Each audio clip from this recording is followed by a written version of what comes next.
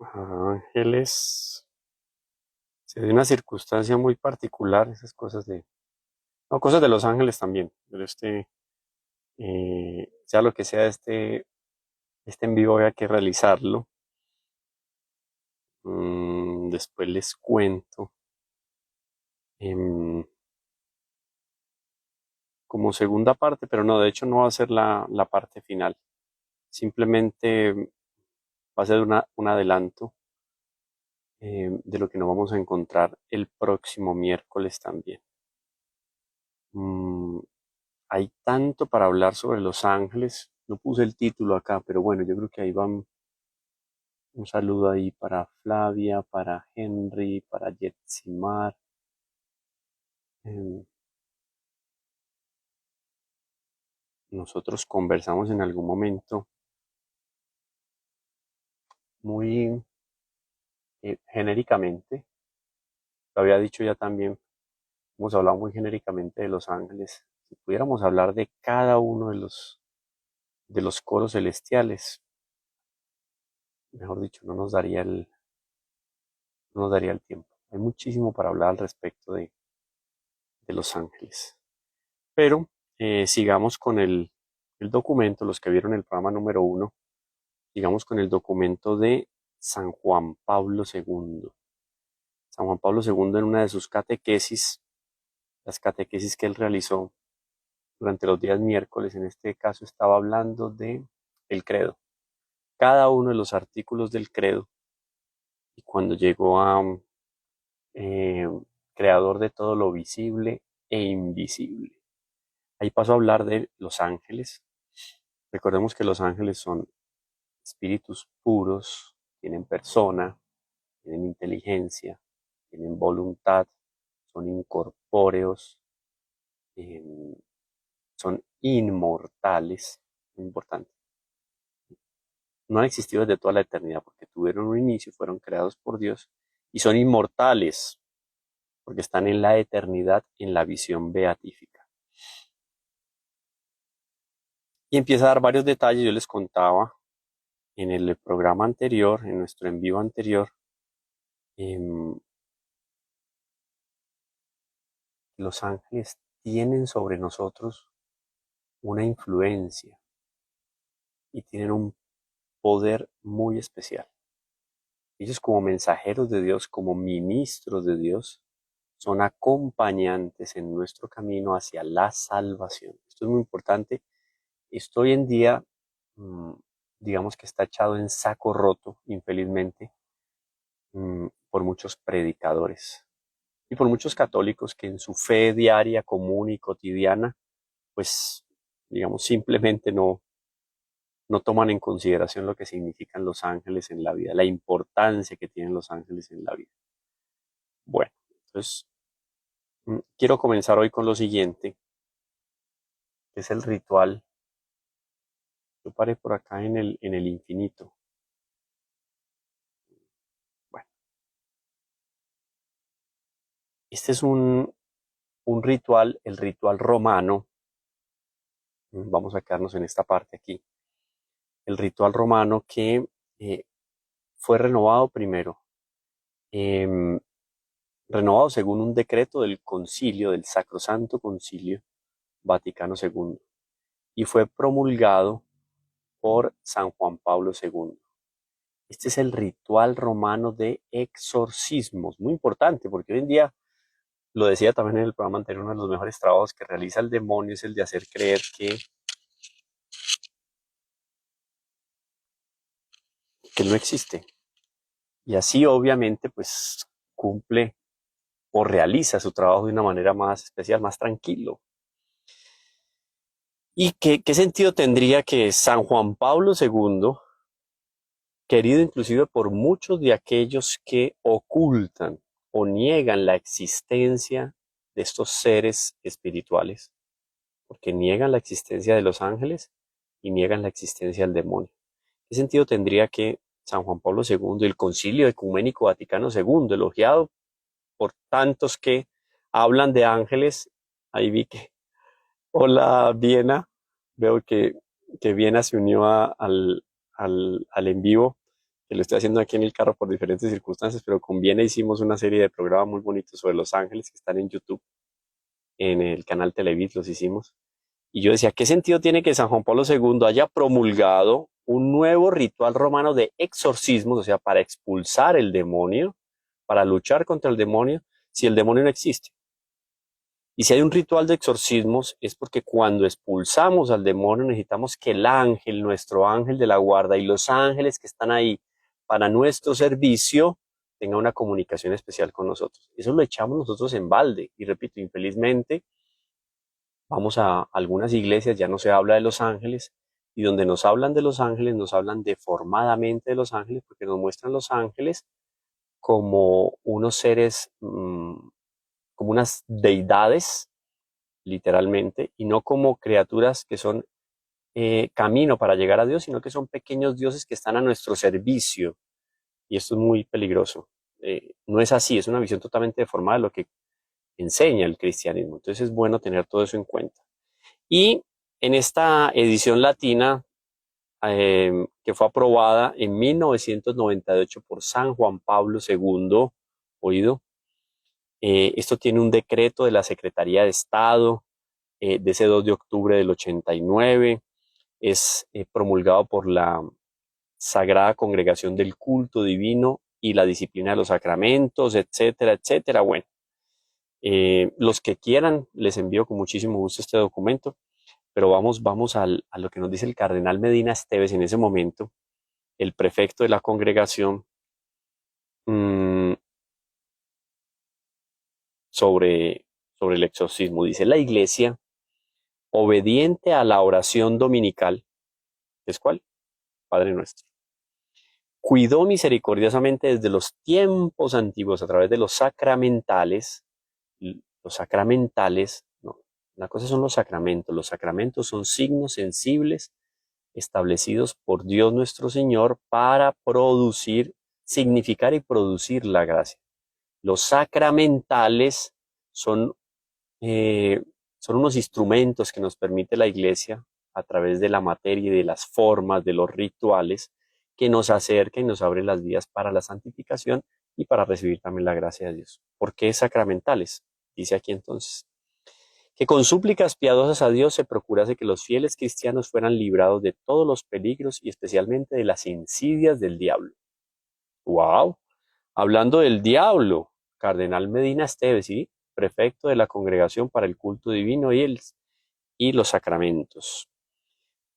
Así, de una manera peculiar, fueron instituidos en la Iglesia los exorcismos. Oído, en ningún momento el exorcismo se acabó. Eso sí hay que diferenciar entre el exorcismo que realiza un sacerdote oficialmente, un sacerdote que es exorcista oficial de una diócesis o de una arquidiócesis, y la liberación. La liberación la puede hacer cualquier sacerdote y la puede hacer inclusive un laico. Es diferente, es otra categoría. Sin embargo, repito, así de una manera peculiar fueron instituidos en la Iglesia los exorcismos para que a través de ellos, imitando la caridad de Cristo, fueran curados los poseídos por el maligno. Entonces existe el demonio y existen los poseídos por el maligno. Claro que sí. Y hay gente aquí en la calle, que de pronto yo me encuentro en el centro de la ciudad, me encuentro aquí en el metro, me encuentro a veces en el mismo trabajo, puede aparecer, o una persona cercana que se dice amiga mía, que esté poseída por el demonio. Eso puede existir, claro, aquí está. Desde tiempos inmemorables ha existido el exorcismo, y si ha existido el exorcismo y los sacramentales dentro de la iglesia para alejar el poder del demonio, pues es porque el poder del demonio existe. Lógico. Dice entonces: para que fueran curados los poseídos por el maligno y expulsados los demonios en nombre de Dios, de modo de evitar a las criaturas humanas todo perjuicio. Ahora bien, actualmente, 2 de octubre de 1998, prefecto de la Congregación para el Culto Divino y los Sacramentos, bajo órdenes de San Juan Pablo II y en continuidad con el Concilio Vaticano Ecuménico, Vaticano II, dice esto: ahora bien, actualmente parece oportuno rever las normas transmitidas y las oraciones suplicantes, como también las fórmulas empleadas por el título 12 del ritual romano, Bueno, entonces se refrenda se confirma más la autoridad que tiene la iglesia para expulsar al demonio, se confirma la existencia del demonio. Oído, dice, esta congregación promulga el rito de los exorcismos aprobado por el sumo pontífice Juan Pablo II, San Juan Pablo para hoy en día, el día 1 de octubre de 1998, para que se aplique en lugar de las normas y fórmulas que bajo el título 20 del ritual romano hasta ahora se empleaban. O sea, hay una pequeña actualización del rito propiamente. Pero el demonio no deja de existir, el demonio está ahí, por eso es que la iglesia está renovando. Bueno, en fin, aquí habla de las conferencias episcopales, vigilen las ediciones en lengua vernácula, o sea, se saca una edición en latín. Ahora, cuidado, ¿cuál es la traducción que se hace a las diferentes lenguas vernáculas? Español, inglés, alemán, francés, italiano, etcétera, etcétera.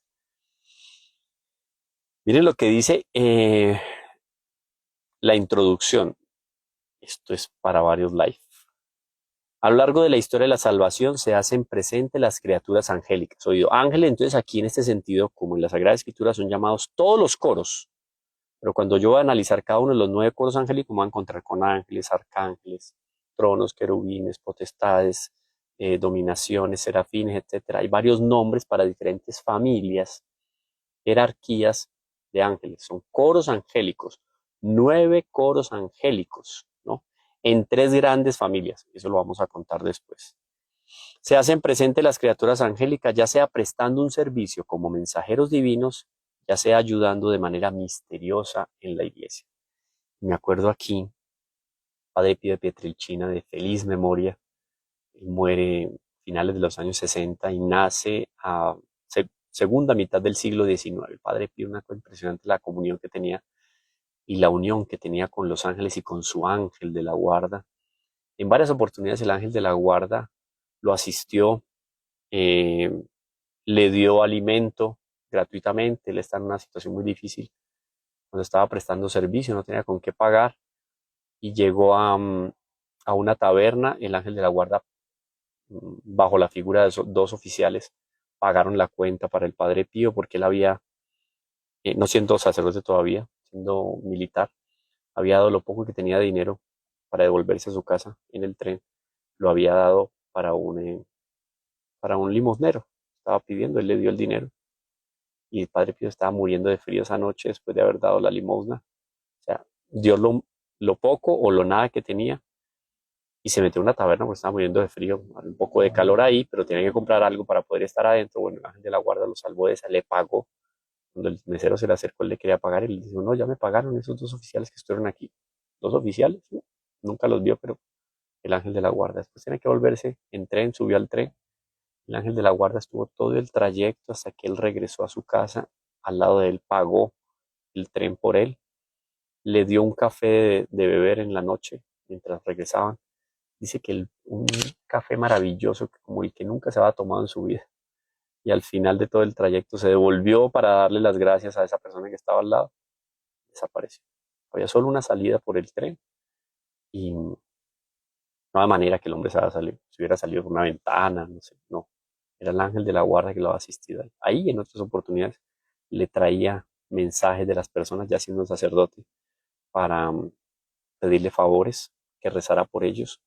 Y él se veía varias veces en un balcón hablando con los ángeles, conversando con ellos, dando un recado acá, recibiendo un recado acá, etc. Una cosa impresionante. Un convivio impresionante con su ángel de la guarda. El demonio, no de la guarda, no es el demonio de uno de los tantos demonios que están ahí tratando de perderlo. Lo maltrataba, lo golpeaba en las noches, era una cosa impresionante.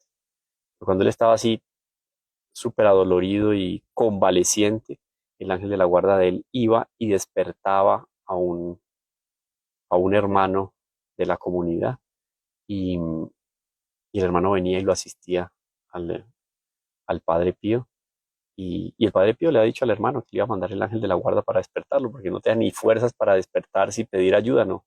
Y el ángel de la guarda iba y despertaba a este hermano. Una vez el hermano le quedó dormido y fue el mismo ángel de la guarda del Padre Pío que lo asistió, lo ayudó a cambiar en la noche, etcétera. Una cosa así impresionante. Ese fue el ángel de la guarda. Voy a conectar esto acá porque la otra vez el computador me hizo una mala jugada. el computador, no el celular, y se me apagó. Y no vamos a dar, no vamos a dar oportunidad aquí.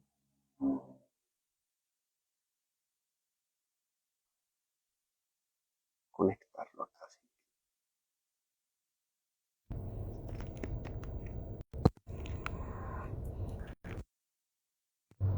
Ahí ya. Por favor, me cuentan si se está escuchando o no. Bueno, sigue con. Entonces, el Padre Pío. Y el demonio le da unas zurras en la noche, lo golpeaba. Físicamente el demonio lo golpeaba, se le aparecía, lo atormentaba y, y quedaba pues digamos que al borde de la muerte y totalmente desamparado en su celda, en la habitación del monasterio. Y el ángel de la guarda, como les decía, fue y despertó aquí a su, al hermano que había quedado en que lo asistía en el momento difícil y el hombre se quedó dormido. El hermano no se levantó, fue el ángel el que lo acompañó al Padre Pío, le ayudó, lo cuidó esa noche, eh, lo ayudó a cambiar, a arreglarse para descansar, etcétera. Y Santa Gema tuvo los últimos años de su vida, los grandes santos italianos. Santa Gema estigmatizada, inclusive ya tuvo las marcas de la pasión de nuestro Señor. Y, y Santa Gema, por orden de su confesor, el padre Germán, Santa Gema escribió sus memorias. Era de tal manera edificante la vida de ella que el sacerdote le dijo por obediencia que tenía que escribir su autobiografía. Ella empezó a escribir la autobiografía y era una cosa llena de una acción sobrenatural impresionante, la comunicación que ella tenía, inclusive con Nuestra Señora, con el ángel de la guarda ni se diga. Pero llegó un momento en que la obra estaba prácticamente terminada, se apareció el demonio y se le robó las notas de la autobiografía a Santa Gema de Galgano. Desapareció todo. Santa Gema vio que era el demonio. Ya le contó a su confesor y el padre Germán hizo un exorcismo invocando de manera especial la intercesión de San Gabriel de la Dolorosa, que era un padre, un santo de la comunidad también de la Orden de los Pasionistas, de la cual era congregante Santa Gema, y le obligó al demonio a que tenía que devolver la autobiografía. Oído, el demonio devolvió la autobiografía, hasta hoy en día está la reliquia, está el libro manuscrito por Santa Gema con todas las marcas de fuego que se quemaron en contacto con el demonio. La fuerza que tiene el exorcismo, la fuerza que tiene el exorcismo sobre el poder impresionante que tiene un demonio, la existencia del demonio y la fuerza de la oración. Esto lo hacía como un paréntesis aquí en medio de la introducción al ritual del exorcismo para los que llegaron ahora o van a escuchar después el video. Entonces repito, a lo largo de la historia de la salvación se hacen presentes las criaturas angélicas, ya sea prestando un servicio como mensajeros divinos, ya sea ayudando de manera misteriosa en la iglesia. Y esto uno dice, no, fue a Santa Gema, al Padre Pío, no, a nosotros también, es que ahí está el ángel de la guarda.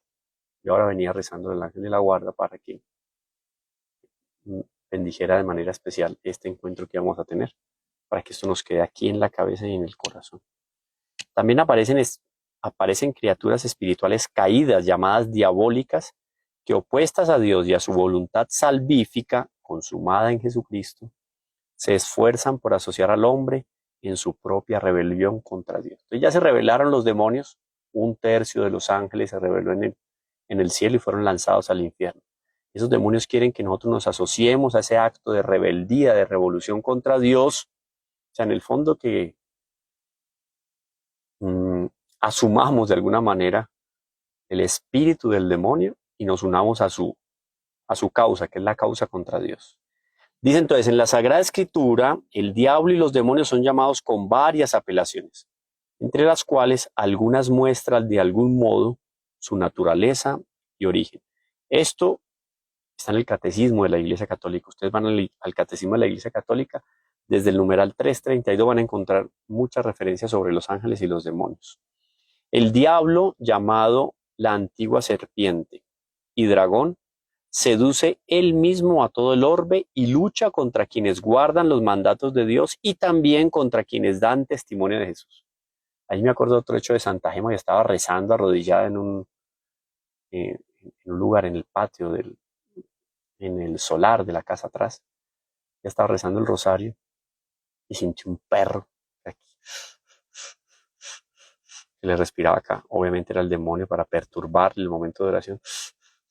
A ver si dejaba de rezar y salía corriendo. Y ella percibió que era el demonio y estiró los brazos en cruz y terminó de rezar el rosario en cruz. Un acto piadoso de ella para exorcizar la presencia del demonio.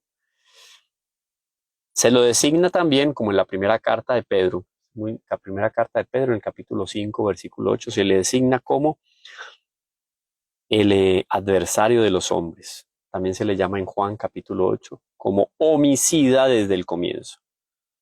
¿Por qué? Porque desde el comienzo hace morir al hombre al pecado. Perdón, hace morir al hombre, o sea, lo introduce en el pecado, lo mata. Dado que por sus insidias provoca al hombre para la desobediencia a Dios, a este malvado también se le llama tentador. Eso nos lo dice Mateo en el capítulo 4, en el capítulo 4, en el versículo 3, en el versículo 26, en el versículo 36. Se le llama también mentiroso y padre de la mentira. Juan capítulo 8, versículo 44. Dice también, él obra con astucia y falsedad. Con el demonio no se discute. Prohibido discutir con el demonio, no existe. Porque es mentiroso y es padre de la mentira. O sea, tiene una capacidad de enredar. Si no, pregúntenle a Eva.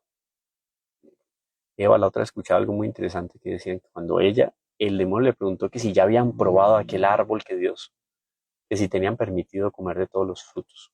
Ella dice, no, de aquel árbol tal no puedo. Ay, come y verás. Eva tendría que haberle dicho algo en esa línea. Bueno, usted ya probó, usted ya comió. ¿Por qué no come usted primero? El caso es que la inteligencia del demonio es tan impresionante. Pues ángel, no dejó de ser ángel por estar en el infierno. Con el demonio no se discute. Uno reza y huye. Huye y reza, reza y huye. Él intentó desviar al mismo Jesús de la misión aceptada por el Padre. Está en Mateo capítulo 4 y en Marcos capítulo 1, versículo 13 lo encontramos también. Bueno, aquí varios detalla las apariciones y las manifestaciones de los ángeles y de los demonios, pero especialmente de los demonios, porque estamos en la introducción del exorcismo breve. Voy a ir muy rápidamente porque esto lo vamos a continuar después. Se lo llama también príncipe de este mundo, Juan capítulo 12, versículo 31, en referencia a aquel ámbito que en su totalidad fue puesto en el maligno y no conoció la verdadera luz, como también a aquellos que odian a la luz que es Cristo y arrastran a los hombres a las tinieblas. Puede considerarse, estamos en la introducción del texto actualizado, renovado del ritual romano para el exorcismo, promulgado oficialmente octubre de 1989. Dice, puede considerarse que a los demonios que con el diablo no acataron el principado de Dios, se hicieron réprobos, constituyen los espíritus del mal y se llaman ángeles de Satanás. Les fue confiada cierta misión por su príncipe mayor. Eso de príncipe mayor lo vamos a encontrar también en el catecismo, el numeral 394. Todos estos son diferentes textos de la escritura que también vamos a encontrar en el catecismo de la iglesia, que fue también promulgado por San Juan Pablo II. Grandes regalos que San Juan Pablo II le da a la iglesia. Bueno, continúa. Las obras de todos los espíritus inmundos y seductores, eso lo vamos a encontrar en Mateo capítulo 10, en Marcos capítulo 5, en Lucas capítulo 6, en los Hechos de los Apóstoles, en el capítulo 8, versículo 7, en la primera carta a Timoteo, en el versículo 4, en Apocalipsis, en el capítulo 18. Las obras de todos los espíritus inmundos seductores fue disuelta por la obra de Cristo. Esto es otra cosa que hay que tener muy en claro. El demonio no tiene un poder infinito. El demonio no tiene el poder de Dios. El demonio no es otro Dios. No. El demonio queda reducido a la nada por el menor de los ángeles de la luz que están delante de Dios, cara a cara. O sea, el demonio puede ser dominado perfectamente por nuestro ángel de la guarda. Pero hay una salvedad, hay una cláusula. Dios quiere que para que el ángel tenga todo ese poder sobre el demonio que actúa contra mí y quiere mi perdición, yo también tenga una afinidad con el ángel y una comunicación con el ángel. Hay que tenerle devoción al ángel, hay que rezarle al ángel, hay que pedirle al ángel, hay que darle gracias al ángel, hay que pedirle su compañía, hay que contarle nuestras necesidades, etc. Aunque dice aquí, esto es de el Concilio Vaticano II en la Constitución Gaudium et Spes, lo vamos a encontrar en el numeral 37. Dice lo siguiente, oído. Aunque a la historia universal le invade la ardua lucha contra los poderes de las tinieblas, y hasta el último día persistirá, Cristo, por su ministerio pascual de muerte y resurrección, nos libró de la esclavitud del diablo y del pecado, derribando su poder y librando todas las cosas de su influencia maligna. Con todo, dado que la dañosa y contraria acción del diablo y de los demonios afecta a las personas, oído, el demonio puede afectar a las personas, a las cosas y lugares, y aparece de diversas maneras. Son diferentes acciones. ¿El demonio dónde está? ¿El ángel dónde está? ¿Dónde actúa? ¿Cómo puede actuar el ángel? ¿Cómo puede actuar el demonio? En cosas, en lugares y en personas. Yo puedo ser asumido por un ángel o puedo ser poseído por el demonio. Dejarme asumir por el ángel es dejarme inspirar por el ángel y que mi voluntad coincida con los deseos del ángel de la guarda, del ángel de la luz. Y estar poseso es estar dominado de una manera preternatural por la acción del demonio. El Beato Palau lo decía ya en el final del siglo XIX, decía que era una caricatura de la encarnación. El demonio quería encarnarse también como lo había hecho la segunda persona en la Santísima Trinidad. Y hasta donde él podía llegar era la posesión diabólica. Entonces dejémonos asumir por los ángeles de la luz y rechacemos la influencia del demonio. Oído, entonces, los demonios afectan a las personas, a las cosas, a los lugares y aparecen de diversas maneras. La Iglesia, conocedora de que estos tiempos son malos, hoy está escribiendo 1989, o sea, aplica para hoy en día, nos quejamos de este, aquel otro, que de pronto está en el ámbito de la política nacional, internacional, que sabemos que aprueban y promueven políticas que son contrarias a la familia, a la inocencia de los niños, a la buena relación de unos con otros en diferentes estratos sociales, eso de la lucha de clases, que es una idea de inspiración comunista, en la cual ya la caridad es vista como una ofensa para aquel que necesita, donde se promueve el orgullo, etc. Estos tiempos son malos. La iglesia, está hablando de la iglesia, oró y ora para que los hombres sean librados de las insidias diabólicas. Y yo voy terminando por acá. Es impresionante porque nos deja clara la existencia del demonio. Yo quiero que quede claro con este live, porque el próximo lo vamos a hacer con Corunum. Es privado, pero yo lo voy a transmitir también para que quede grabado.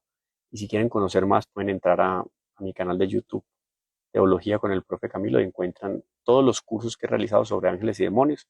Y estos programas que le decía ahora, que vi que se conectó Viena, hicimos con Viena Ruiz y con Héctor Garcés, hicimos en Televisa una serie de programas sobre los ángeles muy buenos, están ahí también para que los vean.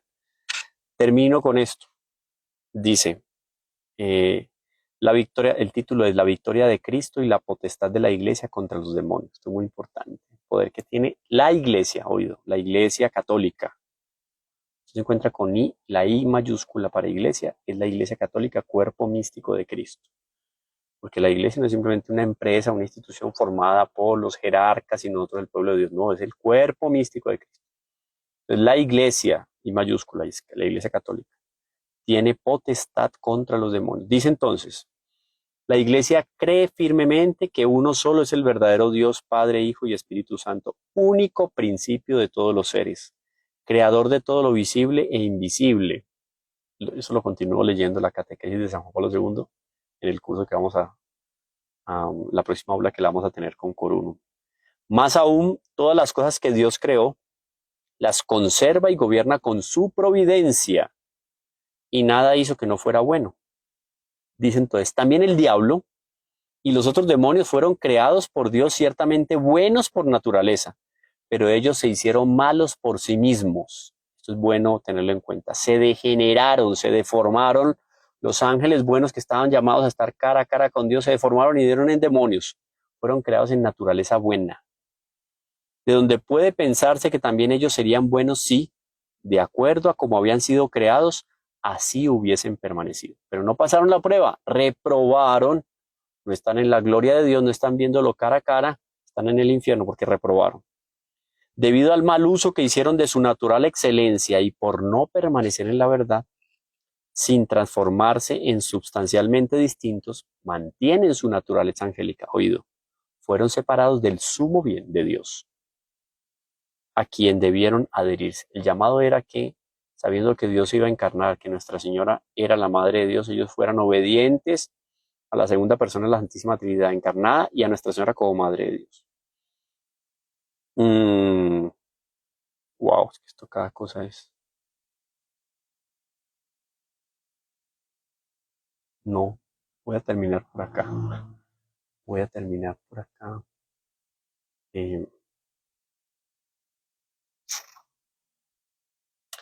Aquí en estos prenotando da toda la justificación de por qué la iglesia tiene el poder como esposa mística de Cristo para dominar a los demonios en su naturaleza caída y expulsarlos y cortar la acción que tienen sobre los hombres. Esto es muy importante.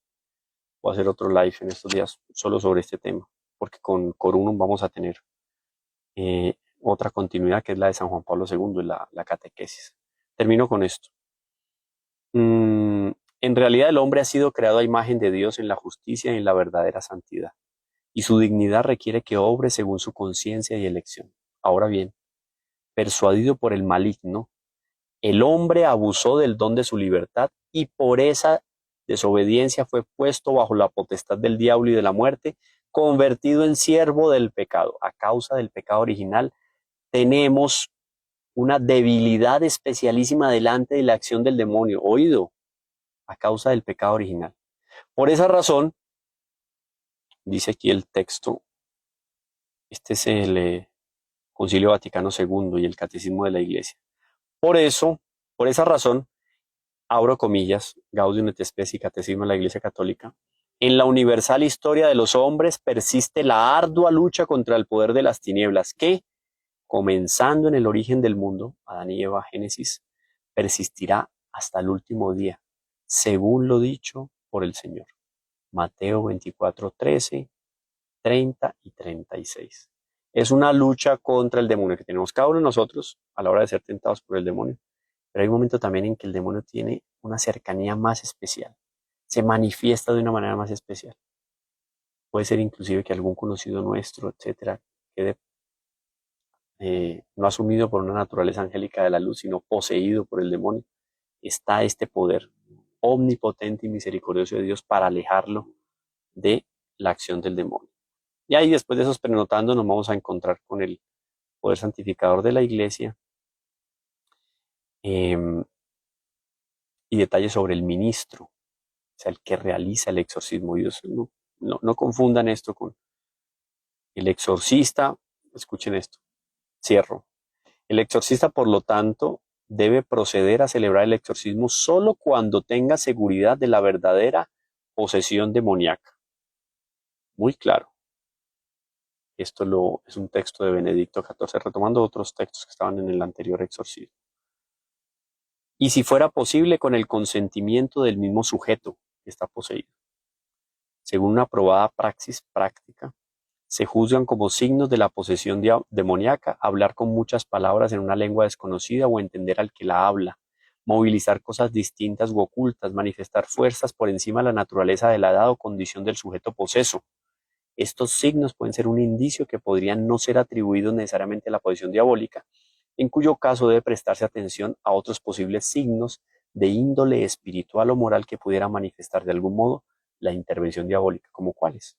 Por ejemplo, la aversión, o sea, el rechazo vehemente a Dios, al santísimo nombre de Jesús, a la bienaventurada Virgen María, a los santos, a la iglesia, a la palabra de Dios, a los objetos sagrados, el agua bendita, sal bendita, aceite bendito, a los ritos, especialmente sacramentales, y a las imágenes sagradas.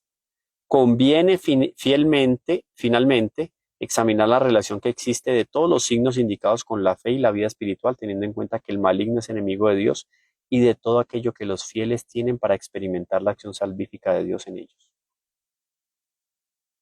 Un, un hermano, nosotros le decíamos el hermano llavero en Cali, era portero, hermano portero de los franciscanos en Cali, un tipo así grandote, me acuerdo, y siempre terminaba la misa, él salía con las llaves así sonando para que la gente saliera de la iglesia.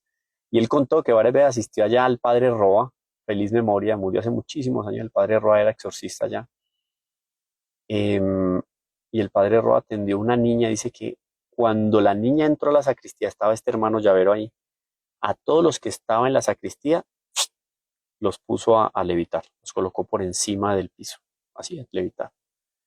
Y después para controlar a la niña, entre varios hombres no fueron capaces. Una cosa así, una de las señales de la posesión diabólica. Otra esta especialísima, la de la aversión a las cosas sagradas o a los nombres, a la invocación de los santos, de Dios, de Nuestra Señora, etcétera, de San José. Bueno, introducción para otra serie de live que tendremos sobre este ritual romano de exorcismo, recuerden, octubre de 1989, o sea, ¿para qué la iglesia se iba a poner en este trabajo si el demonio no existe, no existe la posesión, no hay acción del demonio, no hay relación del demonio con el hombre? No, esto proclamado por la Sagrada Congregación del Culto Divino y la disciplina de los sacramentos. Por aquí les dejo entonces, terminamos nuestro live, yo les agradezco su tiempo, cortico, pero yo creo que es sustancioso. Por aquí se me perdió, ¿qué lo hice? No sé qué hice, bueno, ahorita lo busco. Compártanlo, denle me gusta, nos vemos entonces el próximo miércoles 7 de la noche, seguimos aquí con Los Ángeles. Esta semana haré otro sobre el ritual romano y el próximo miércoles con Corunum vamos a continuar con San Juan Pablo II, la acción de los ángeles, la acción del demonio. Dios les bendiga. Ángel de mi guarda, mi dulce compañía, no me desampares ni de noche ni de día. Adiós, Dios les bendiga. Bendiciones.